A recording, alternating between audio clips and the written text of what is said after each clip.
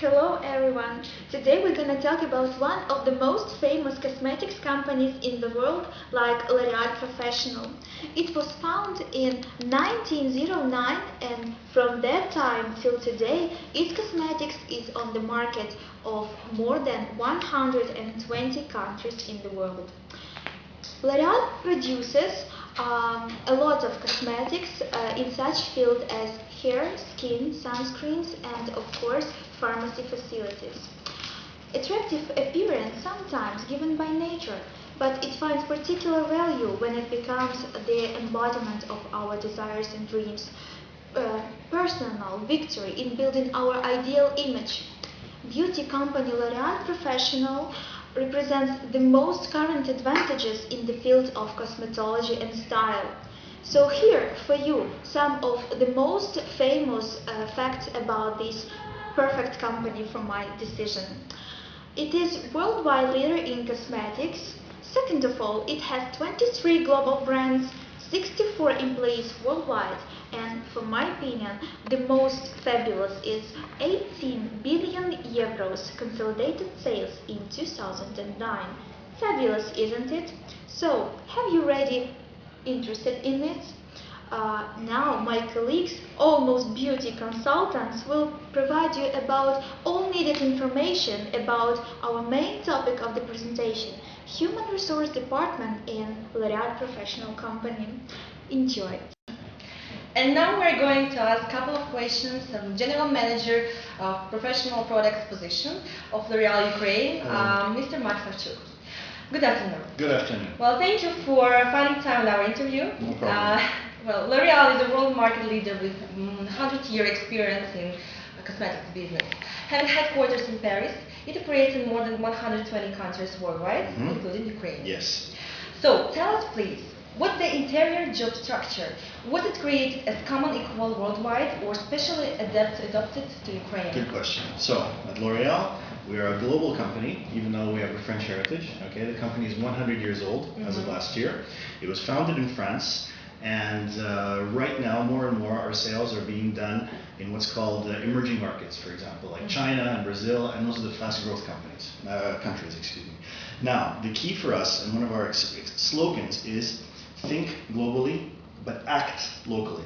So, if you're going to think like a worldwide leader, we have certain things that we export from France. We have our brands, we have our spokespeople, we have obviously our products, okay, we have our way of working, but then it's up to the people in the countries, like me for example, to find the perfect staff structures that work well for the particular country.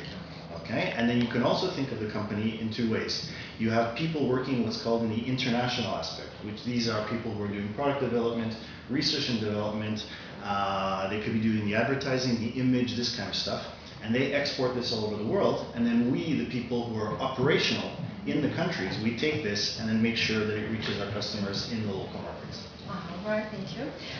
Then next question, who makes the job schedule? Ukrainian office or itself or the owners of the company?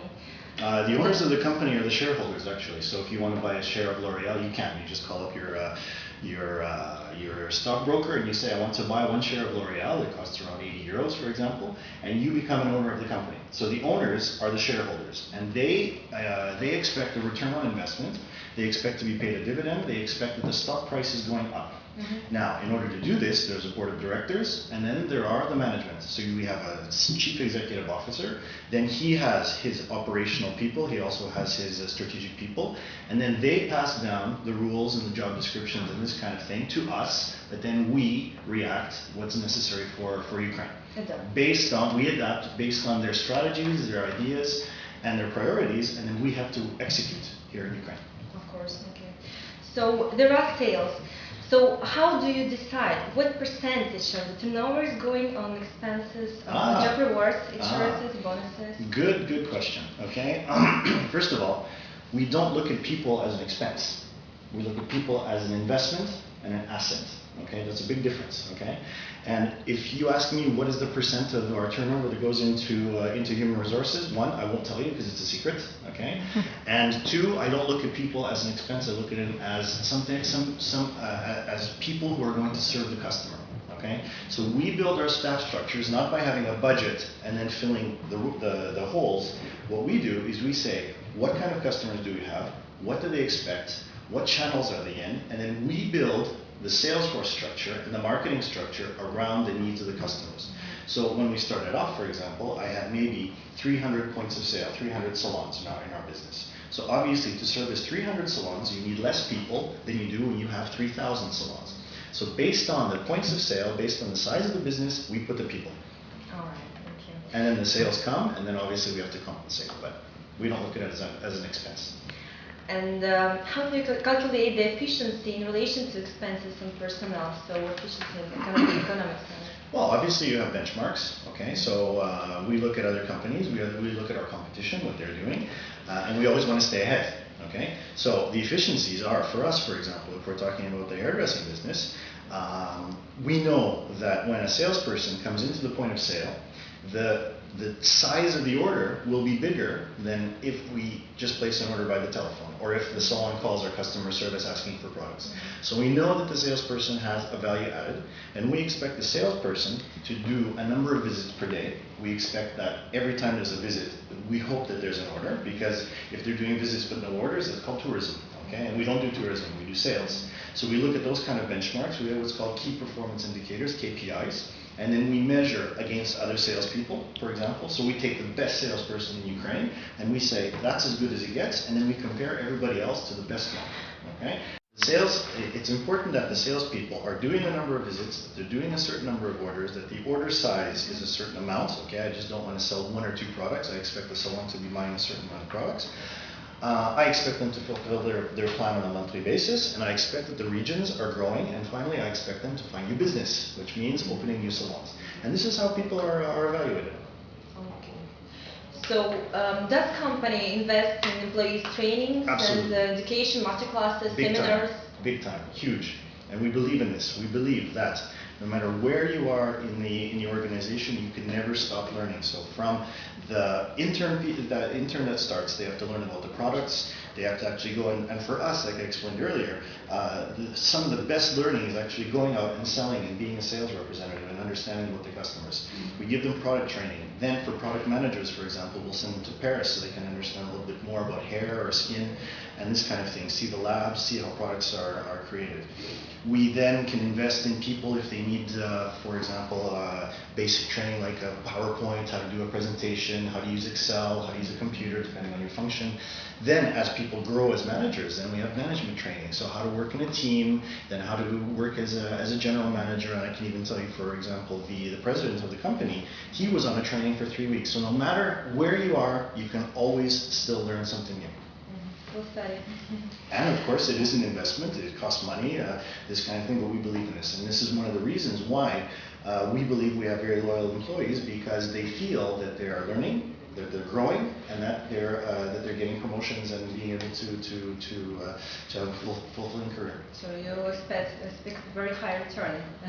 Well, sure, but then we hope that by investing they become better managers, and that they can then become better leaders, and ultimately it shows in the turnover of the company. And a couple of questions more. So what's special about corporate culture and the rules inside? Well, L'Oreal has its own culture. Okay, we have an expression that says we are a company that looks for people who can be poets, but who can also be peasants. Okay, now let me explain the difference. This is something that's very L'Oreal. If you think of a poet, what comes to mind? They're very creative. Okay, they're dreamers. They're eccentric, they love to be expressive, and they like to communicate and all this. Well, it's not enough to be a poet, because we don't need a bunch of poets. And when you think of a peasant, what do you think of a peasant? You think of somebody who's hardworking, who doesn't mind getting their hands dirty, who believes that they have to work today in order to have a result tomorrow. So we look for people who have a combination of both. Okay, so we don't look for soldiers who are just able to get the job done, and we're not looking for poets who are just dreaming about something. We have to find a perfect combination of both. And to me, that is one of the best things that kind of explains the L'Oreal culture. So like a golden medium. Yeah. And well, as the company develops and grows, does the job schedule grows and changes in the direct relation to Sure. it? Yeah? Sure, absolutely. I mean, like I say, we've only been here for 4 years as a subsidiary of L'Oreal. And when the business is very small, or when the brands are very small, the amount of work and the job schedule is much different than when the brand is doing a lot more turnover. You know, so for example, if you are the boss of L'Oreal, let's say Serbia, your work schedule is not the same as if you're the boss of L'Oreal USA, which is the biggest subsidiary in the company. So again, depending on your position, depending on the size of the turnover, the job description and the job amount and the work increases, obviously. Okay, now we are taking an interview from Alena Mahmudova, brand manager L'Oreal Paris Makeup. Hello. Hello. We have some questions for you. What do you feel like working for this company? Well, I've been working here for 4 years already, so you can guess that I really love this company, the structure, the way it does business, product, and of course people here. So I love it. Well, many companies have a problem of diversification. Do you have such problem? No, I think that you heard already that L'Oreal has offices all over the world, and we have totally different people working. And the same you can say about, for example, our head office in Paris. There are a lot of people diversified, if I can say so. So we don't have any discrimination problems or other things. Okay. With this, I also want to ask you, what do you think about the corporate culture in this company? Of course, I value corporate culture which we have here at L'Oreal. My favorite things which we have, of course, it's team building things when we go somewhere and make our presentations not in office but in Egypt, for example, or in Crimea. We have a lot of holiday celebrations, also such serious things as development programs which we have. We have, for example, during the year 2 times interview, end-year interview and in the middle of the year interview, where we can give our feedback to our managers and receive feedback from them, and of course make some decisions. Okay, thank you very much. Thank you. Okay, so it's me again, and I'm going to introduce you to the admin secretary of L'Oreal company. Here with me I have the secretary. Her name is Ola Romanshin. Yeah. So, Okay, Olga, we have some questions for you. What do you feel like working for this company? It's like an exciting environment. Every day you find something new. It's not just boring work. It's not like a routine. Every day you have something new to do. What was the main reason when you were hired here? I was looking for the position in multinational company with good opportunities for promotions. It was like the main reason of choosing exactly this company. What do you think about working policy? Like working in one team or everyone does its own job? Like in most cases, you work in a team. If you have some questions, you can feel free to ask anybody about something. You can just call and tell, I need this, this and that, and they will tell you what to do and how to do. Do you feel secure working for this company? Does this company provide you good working conditions, health insurance, awards? Here's very good working conditions. Like in case if you did you see our kitchen? No. No. We have a very good kitchen where people like together and talk with each other. And also, like if you work here for half a year, you can have not social security, like a medical security after 6 months. And good working conditions. Thank you very much for your time. You're welcome. okay, Okay, so we're here with Mark. Hi. Yeah, Mark. That's me. So Mark, we want to ask you questions about students. Yes. Yeah. So I want to know about like opportunities like students have with L'Oreal. Sure. Well, like I was explaining earlier, L'Oreal is becoming more and more active in universities because we believe in finding the best talent, okay? Because the best companies have the best people, yeah? And we believe that L'Oreal has a separate culture and a unique culture. There's a reason why we're the #1 cosmetics company in the world, and it's because we have the best people. And we are more and more becoming a global company, and therefore, this is one of the reasons why we're working here in Ukraine. And ultimately, we want to have Ukrainian people working in our Ukraine company. And the best place to find these people is in the universities. So we are actively, for example, we have just presented a new concept which is called Brainstorm, where we're encouraging university students to create teams and actually work online. It's an online contest really, and it allows students to come up with an entirely new concept, new product. And we've presented this in I think 6 or 7 different universities. We have 50 teams that have signed up for this already. They're teams of about 3 people. And these students will eventually have a chance to present to us, and then one team from Ukraine will be selected to actually go and present in the finals in France. So it's a really great thing. So this is one of the ways that we involve students. And some of the opportunities, obviously, are internships that we do here. So I was going to ask you about internships. Okay, so that's one of the most basic ways. So while students are studying, okay, either if they're studying at night or they're studying in their peak sessions, they can also work here as a way of getting experience. And obviously the chances for that are becoming salespeople, because a good internship on the road selling products is a really good first step to joining the company. If it's not an internship, then we have full-time positions. So we have very many different functions. We have, obviously, we're a marketing company, so we look for product managers. We have salespeople full-time. We have people working in logistics, accounting, finance, IT. Sky's the limit, really. So it depends on your profile, your personality, but there's a lot of opportunities for people with very little experience. What we're looking for is we're looking for talent, we're looking for hard work, we're looking for results, and the rest is up to you. Okay, so we've all heard Mark, and yeah, there are internships available, and well, Sandra will continue with more questions. So back to Sandra. Alright, so what can you just wish to our students who are watching this video, because our interview will get to the end.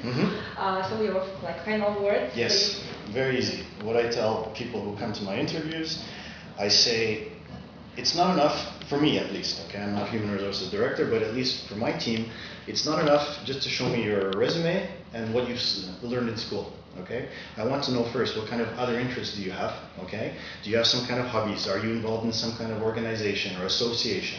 Have you traveled? Do you know languages? What are your passions? What gets you excited? Okay, I want to know more because oftentimes students are very concerned only about what they've got in the university. And to me, I look for people who are different than everybody else. And I think the biggest thing that I look for, that even if somebody's got the perfect score in their MBA class and we're finished in top of the class, if I don't feel in an interview that the person is passionate and excited about what they're talking about, if they're just here thinking that this is just another job, and I feel this in the interview, I will never hire them. But when I see that they're excited and passionate, and I believe that they can then deliver energy in the job that they're going to do, then those are the people that I want working for. So, if you can do that, then maybe you can get a job with us.